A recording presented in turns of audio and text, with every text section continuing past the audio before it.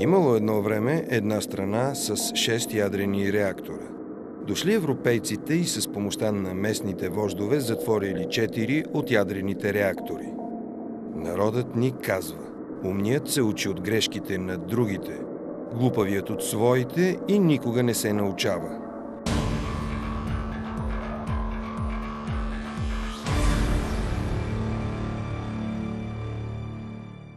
Италия е дала на света страшно много в атомната енергетика. Първо тя е дала Енрико Ферми, този, който е измислил, нека така да кажем, атомните реактори. Той е пионер в атомната енергетика. Италия се славеше през 70-те и 80-те години, че там парите се смениха по 3 пъти на година. За съжаление, когато се случи Чернобилската авария, в Италия се взеха сериозни решения с национален референдум да се прекрати използването на атомна енергия и тя беше прекратена. Референдумът през 1987 година бе много сложен момент за политическия живот на страната.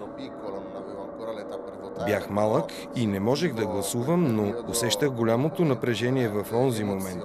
Защото, за съжаление, Чернобилската трагедия беше създала вътре, в общественото мнение, едно много силно настроение срещу атомната енергия. Политическата класа не само в Италия, но и във всички държави, особено в държави като България, които са малки, трябва да мисли дълновидно и с дълъг срок. Трябва да мисли 40-50 години напред, а не да мисли какво ще се случи на следващите избори. Ядрена енергетика, този вид, в който ние имаме в момента, тя се строи за 10 години, тя се експлоатира 60 години, тя се снема от експлоатация още 20 години. 1 век. Ние трябва да направим пътната карта на енергийното развитие на страната, в това число говоря сега за България, за век напред. Защото когато говорим за Белене, говорим за 1 век напред.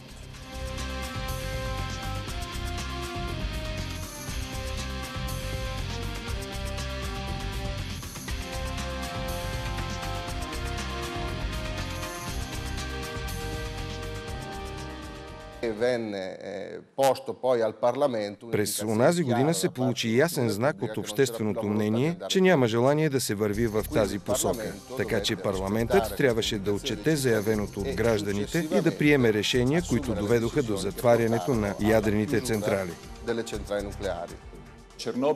Аварията в Чернобил беше минала от около година и половина, но единствено нашата страна реагира на нея по този начин. Всички останали страни, които имаха работещи ядрени инсталации, продължиха да имат работещи ядрени инсталации. Смятам, че една емоционална реакция беше яхната от политиците по грешен начин. Политиците, вместо коректно да информират хората за това какво значи ядрена енергия, яхнаха политическата вълна, емоционалната вълна за свои интереси и се опитаха не да работят за интереса на нацията, а вероятно за частните си интереси. А това, според мен, беше крайно негативен факт.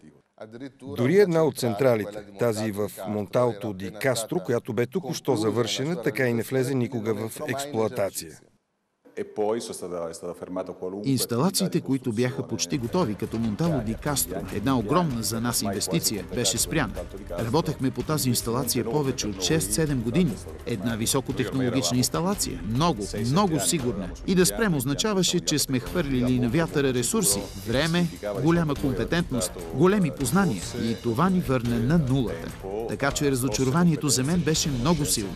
В този период много хора изоставиха напълно ядрената енергетика и се насочиха към други дейности, включително и аз. Аз изоставих ядрената енергетика веднага след референдума. Още тогава смятах, че излизайки от ядрената енергетика, Италия пропуска една историческа възможност. По това време имаше протести, в които нямаше нищо научно, технологично, дори не и политическо. Те имаха идеологически и културологически характер, поднесени така, че да възпрепятстват предварително всяко използване на ядрена енергетика. Това беше увертюрата към референдума, организиран през есента на същата година, с резултат, който всички знаем.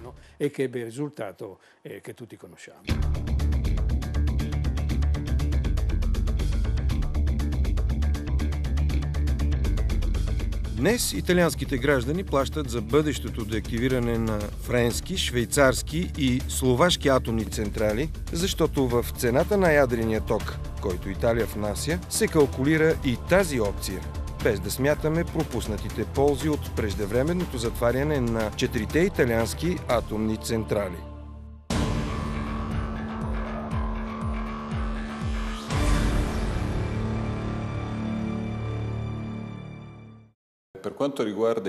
Колкото до загубите от спирането на ядрената енергетика в Италия, трябва да направим разлика между пряката цена, незабавните разходи и тези отсрочени във времето. Относно преките разходи, Италия направи инвестиции от страна на Енел, оценени на около 6000 милиарда лири. Ако ги обърнем днес в евро, са около 14 милиарда евро преки разходи. Това са направени, но неизползвани инвестиции. Трябваше да се построят термоелектрически инсталации, които да заменят непроизведения ток от ядрените централи. И това означаваше разходи за още 2 милиарда евро. Най-важното е, че произвеждаме ток с много по-висока цена, защото е енергия, произведена основно от газ и петрол. Ако съберем всичко общо, до днес загубите се оценяват на около 80 милиарда евро, т.е. една огромна цифра.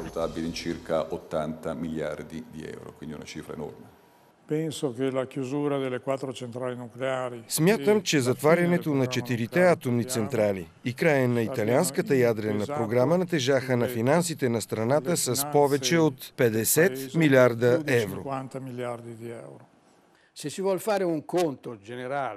Ако трябва да направим сметка на загубите на Италия от затварянето на ядрените централи, ще се окаже, че те са повече от 100 милиарда евро.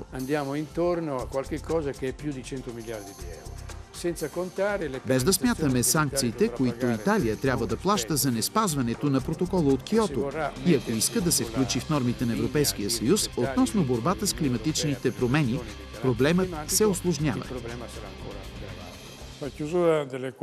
Затварянето на 4-те атомни централи без съмнение тежи върху цената на електрическата енергия. Трудно е да се каже колко. Наблюдавам, че електрическата енергия в Италия е по-скъпа от средноевропейската. В Италия цената е с 30% по-висока, отколкото в Германия, Франция, Великобритания и Испания, страни с ядрени програми.